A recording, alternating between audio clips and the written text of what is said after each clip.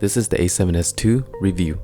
I had it for about 3 weeks and I've been using it every day at every location and condition that I would shoot in. This gave me an opportunity to dig deep into the camera in a short amount of time.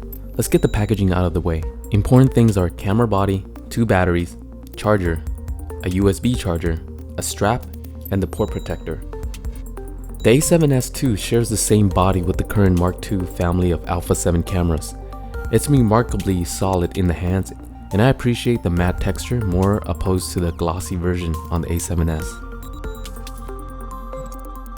There's only the slightest logo on the back denoting it's a second iteration. The most notable feature on the body are the addition of custom keys. Yeah, these are important because you can now set the record functions to them, allowing for faster access without fiddling around for the record button. I still can't understand why Sony's engineers wouldn't allow the record function to be mapped to the shutter button. It makes so much sense. It's currently disabled and offers no functionality in video mode. The OLED viewfinder is nice and large, but it doesn't visually offer more sharpness or resolution than the display, even at double the pixels. However, it's still one of the best electronic viewfinders on the market. The biggest changes in the a7S II are internal. Sony is still using the same sensor as before. I expect no difference in image quality and dynamic range. Once I powered on the camera, the very first thing I did was whip pans. And this is where the disappointment set in. It's only marginally improved, and it's only noticeable when I had the 2 cameras side by side. It's hard to say if Sony will ever improve the sensor readout via firmware, but that's another story for the a7S III. If you are planning to shoot in Super 35 and 1080p, rolling shutter is not that much of an issue.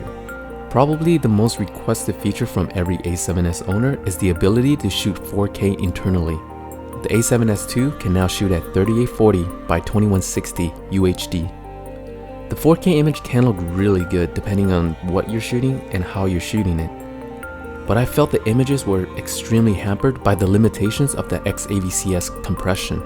It's a consumer-grade codec with an 8-bit 420 color space that caps out at around 100 megabits. This is probably the bare minimum for displaying acceptable UHD content. Currently, there are no intraframe options for 1080p, and 60p recording is still limited to 50 megabits, which seems kind of sparse when you look at the GH4's 1080p 200 megabit intraframe option. The XAVCS codec uses IPB compression, which doesn't really hold up to more complex scenes involving fine detail and motion. In some occasions, I did notice some visible macro blocking when I really punched in on the image, and details became slightly muddier. You have to really look to find them, and in most cases, you wouldn't even notice during playback. If you are doing serious work and color information along with speed is necessary, an external recorder such as the Atomos Assassin will capture in ProRes 422 8-bit. One of the features that I really enjoy using is S-Log 3, which Sony has now implemented on the a7S II. This log profile should give you better midtones and shadow detail compared to S-Log 2. The minimum ISO for S-Log has now been dropped to 1600, so it should make it easier if you don't have strong enough ND filters. But keep in mind that the sensor's native ISO is still 3200. I love shooting in S-Log 3 just the way it handles the highlights, which really gets blown out even on cinema cameras. With a 14-stop wide dynamic range, it really has a filmic look.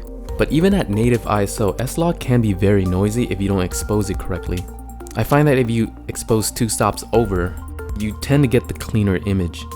Shooting at close to neutral exposure will probably show more signs of visible noise pattern in the darker areas. My general rule is to expose to the right without clipping the highlights. This should give you a really solid image. Also be careful when using S-Log 3 at night. Here are 2 shots exposed with the same settings, but notice how the S-Log footage is way noisier. Even with the blacks crushed and graded in post, it still shows visible signs of noise. The best solution I found for shooting at night is using a custom profile. I find that shooting with gamut set to Cine 4 and detail at -7 gave me the cleanest image while still retaining the shadow information.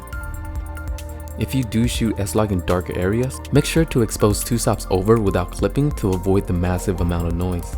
Sony now offers Gamma Assist for S-Log. This is a really cool option. You'll see a Rec 709 version of your shot on screen while it records in S-Log. It's really useful for focusing and just setting the exposure. Sony must have made some changes in the noise processing. cause to my eyes, it looks to be about half to one stop cleaner. So in theory, you should have about half stop or more in usable dynamic range using S-Log 3. High-speed recording has also been bumped up to 1080p. You now have the option to record in 120 frames with audio or have 120 frames interpreted as 24 or 30p without audio. One thing to note is 120 frames is only available in 2.2 crop mode, so effectively giving you a micro four third crop factor. So with this option on, it makes it a bit harder to shoot wide shots in slow motion. There is visible aliasing and detail loss when you're shooting 120 frames, with the addition of more noise. And it's not really 1080p, it's actually an upscale version. The 5-axis in-body stabilization is also available on the A7S II. It works pretty well in reducing micro jitters that you get often when shooting with non-stabilized lenses. While it's extremely nifty to have, I did find that the IS on my Canon lenses were more effective in reducing unwanted movements. Just ever so slightly better. Charging the A7S II is as easy as charging your phone now, which means that you'll be charging it pretty often since the battery is only a tiny 1020 mAh. With the inclusion of USB charging, a portable battery pack can keep you shooting the whole day. This can save you a ton on battery solutions in the long run. There is, however, still a recording limitation of just 30 minutes on the A7S II. For those that shoot events or conferences, this can be pretty annoying. There's no way to get around it at the moment except to click the record button once it stops. A few things that struck out with me with this camera is when you're shooting in 4K mode, the viewfinder and monitor are locked to their standard brightness. Even if you have it set at +1 or 2, it will revert back to 0 once you hit the record function. This makes it really hard to see in bright daylight. My guess is that there's not enough voltage being supplied from the tiny little battery, and charging it through USB didn't affect it either. If you're going to be shooting video of any sort, which you are, the minimum requirement is a 64GB UHS Class 10 card. I think this is due to the XAVCS requirements. So overall, the A7S is an amazing camera aside from the rolling shutter. It's extremely well balanced for shooting photos and videos, and that should make it really compelling for those that want a hybrid camera. So that's part 1 of my semi-comprehensive review of the Sony A7S II. It's mainly focused on my primary uses of the camera. I hope that you did find some of the information helpful. I also have a 4-axis jockey with the Ronin that I'm testing with the A7S. And so far it's pretty awesome in the way that it works. Shots come out extremely smooth even with me bouncing around. I'll have more videos in the near future sharing my experiences with the A7S II and how it compares to other cameras. So stay tuned and thanks for watching.